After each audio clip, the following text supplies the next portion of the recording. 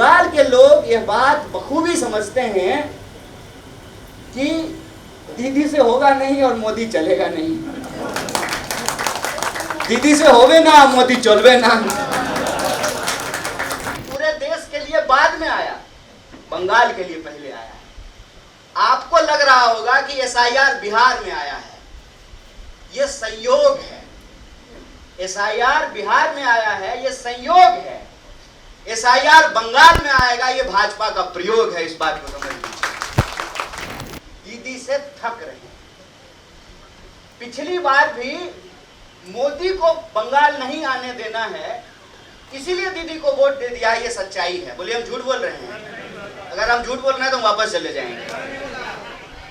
मूर्खों को कोई समझाए, इतिहास के किताब बदल देने से इतिहास नहीं बदलता है। ये अपनी भी डिग्री छुपा रहा था, अपनी शादी छुपा रहा था। जिसने अपनी शादी चलाई नहीं, वो घर घर जाकर के सिंदूर बांट रहा था। है ना कमाल का बात? जिसने अपनी पत्नी छोड़ दी, वो घर घर जाकर के सिंदूर बांट रहा था। और जो माल का बात आया तो भारत पाकिस्तान का दुबई में मैच करा रहा है। ऐसा कमाल की बात। व्यक्ति की, एक चेहरे की, एक पार्टी की नहीं है। ये लड़ाई दरअसल सोच की है।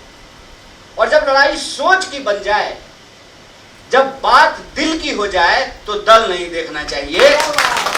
इसीलिए जब हम भी और नासिर भाई भी हुसैन से बात कर रहे थे कि क्या कर रहे हैं, लड़ तो एक ही लड़ाई रहे हैं, तो ये अलग अलग जो है रेडी पटरी पे जो है अपना अपना दुकान चलाने का क्या मतलब है? सब लोग एक साथ हो जाते हैं।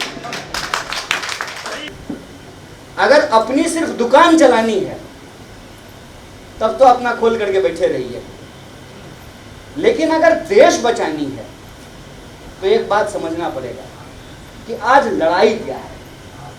और मैं कभी भी आरएसएस बीजेपी के खिलाफ हमेशा बोलता हूं, लेकिन कभी भी आरएसएस बीजेपी के अलावा किसी भी पार्टी के खिलाफ कुछ नहीं बोलता हूं।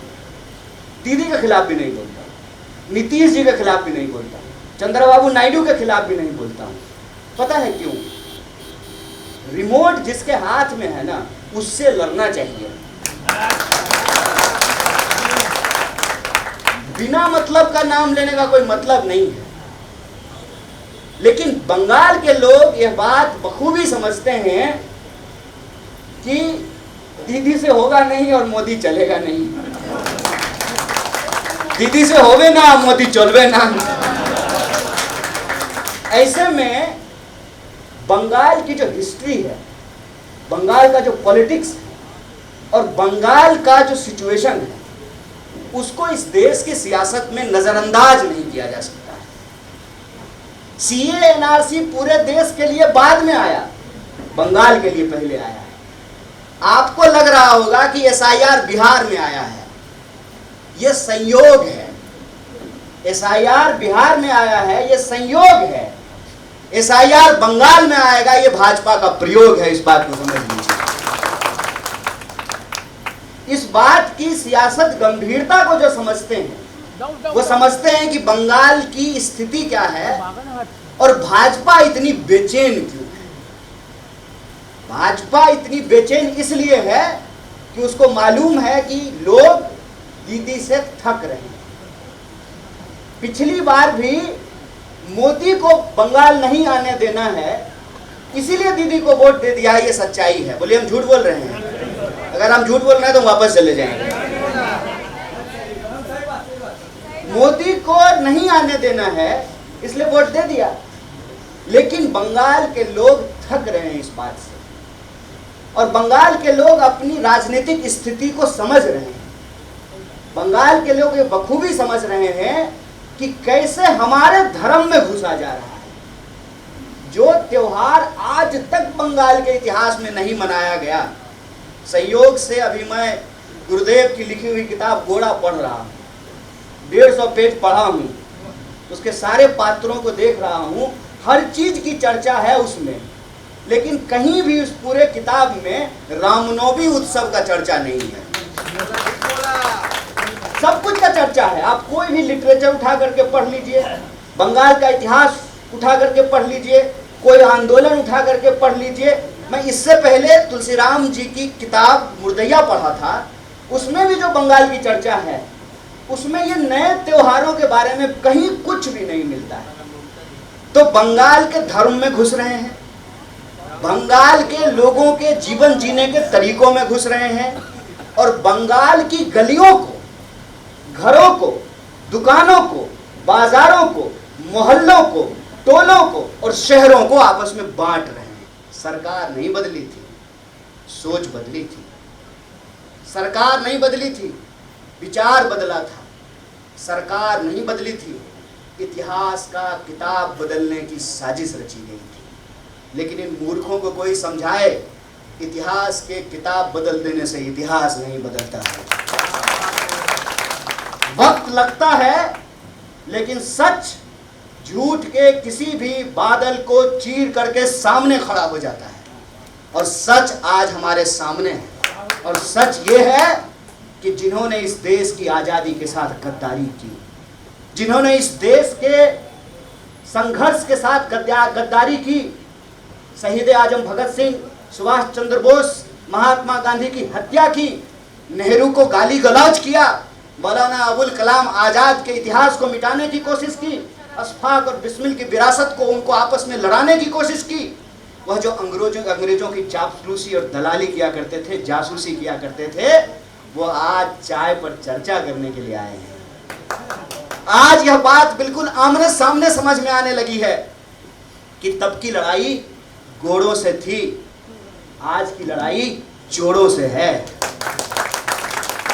यह लड़ाई बिल्कुल आमने सामने समझ में आने लगी है कि यह सोच की लड़ाई है, सिर्फ सरकार बदलने की लड़ाई नहीं है। कि 1 पर्सन इक्वल टू 1 वोट, ये पंडित जवाहरलाल नेहरू ने दिया। इस देश के संविधान ने हमको दिया कि हेलीकॉप्टर पर चलने वाला का भी वोट एक होगा और पैदल चलने वाला, साइकिल पर घूमने वाला का भी वोट एक होगा। ये इस देश के पहले प्रधानमंत्री पंडित जवाहरलाल नेहरू ने दिया, डॉक्टर बाबा साहब भीमराव अम्बेडकर के संविधान ने हमको दिया। आज हम वोट तो दे रहे हैं, लेकिन हमको भी पता है कि हम नहीं बन सकते, मतदाता को पता है कि हम नहीं बन सकते। तो पहले हर कोई चुनाव लड़ सकता था, ये हमारे दिमाग से मिटा दिया गया। और सोचिए कि अगर चोरी से ही सरकार बनेगी तो एमएलए, आप चोरी से जो है, आपको अगर एमएलए बनने का मौका मिल जाएगा साहब, तो आप क्यों जाइएगा राजा बाजार की गलियों में भटकने के लिए, श्याम बाजार की गलियों में भटकने के लिए? आप तो जैसा के बाप के पास जाएंगे, उसको गुड मॉर्निंग सर, नमस्ते सर, सुबह शाम करेंगे, वो वोट चोरी करके आपको एमएलए बना देगा। अगर नेताओं को यह भरोसा हो जाए कि जनता का वोट का जरूरत नहीं है, तो आपकी गली में आएगा। आपको क्या लगता है लोकतंत्र वरदान में मिला है? वैलेंटाइन गिफ्ट है लोकतंत्र। Darling how are you, let's have coffee, यह है लोकतंत्र। अगर ऐसा होता तो लोकतंत्र 1950 में नहीं आता। जब दुनिया आई थी तभी लोकतंत्र आ गया होता।